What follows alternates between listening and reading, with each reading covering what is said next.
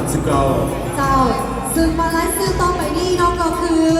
หมายเลขที่ได้รับตำแหน่งมิสลาว2019และหมายเลขที่บริประกาศจะได้รับห้องอันดับหนึ่งซึ่งหมายเลขที่ได้รับเป็นตำแหน่งมิสลาว2019ได้แก่หมายเลข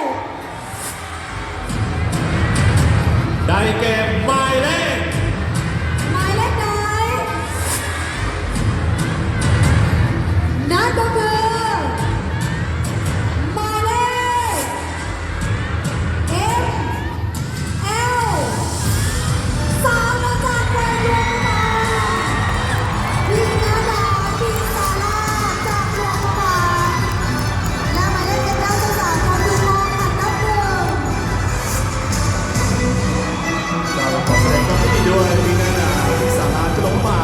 ว่าขอบคุณในปีที่ไม่กองและหมายเลขเอลสามโจยแอนโกที่วันที่ว่าจะมาคนบริจาคถึงทองสนามเลิศอันดับหนึ่ง เจ้า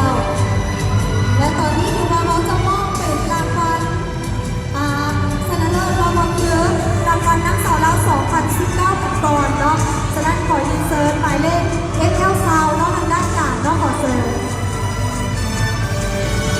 ฉะนั้นในตอนนี้ขอเยี่ยมเซิร์ชทางนางปฏิปัจจุบันของประธานศูนย์การสะพานในลาวเกิดเป็นเกียรติในการมอบมงกุฎเพชรมูลค่า70 ล้านกีบซึ่งเซิร์ชมงกุฎโดยนางสุธิดาอานุสินนางสาวลาว2018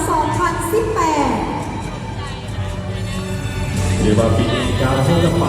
ตัวแทนสาวน้ำจากหลวงพระบางว่ามงกุฎของปีนี้มาแห่งเชียร์นี่ก็หนักมาตลอดตั้งแต่เริ่มงานจนถึงปัจจุบันสำหรับหมายเลข ML Sound ถือว่ากองเชียร์เปิดมีงานแน่นเนาะจนเลิกงานกันเลย และเป็นเกียรติในการ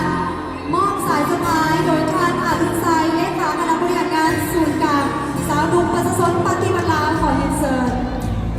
เจ้าสำหรับมูลค่าของสายสะพายนี่เป็นมูลค่า8 ล้านกีบจากท่านอมรินทร์ไหมลาว จากอ